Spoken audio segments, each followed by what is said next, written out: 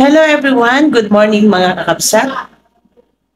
Ako nga pala si Melody Taplit Alejo, isang plantita, rakitera, namumundok, biyahera at kaibigang Adventista.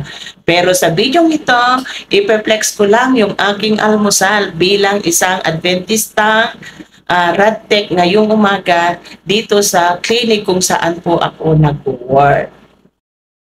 Good morning mga kapsat. Tayo na po ay magbre-breakfast bago sasalang ulit sa trabaho. Ito ang ating ulam.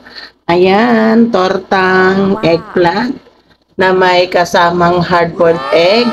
Binili ko po ito kay diyan sa Annabelle Stores. Shout out pala kay Tita Kat. Siya po ang nag-assist sa akin kanina.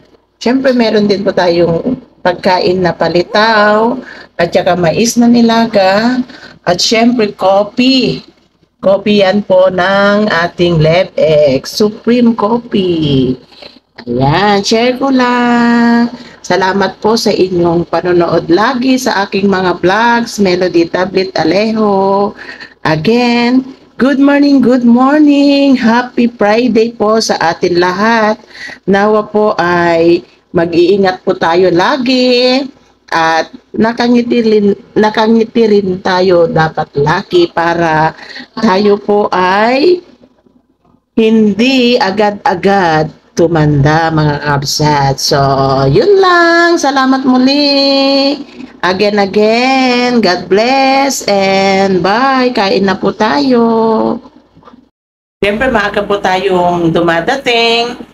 Ayaw po natin ng malate, kaya kakain muna tayo bago mag-umpisa sa ating trabaho kasi kailangan busugin natin ang ating katawan para malakas mga kakabsat. Kumain tayo ng breakfast kasi iyon po ang pinaka-importante sa lahat ng meals.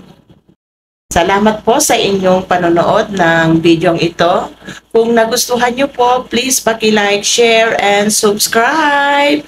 Ito muli ang inyong kaibigan si Melody. Nagsasabi, problema man ay marami, huwag sana nating kalimutan.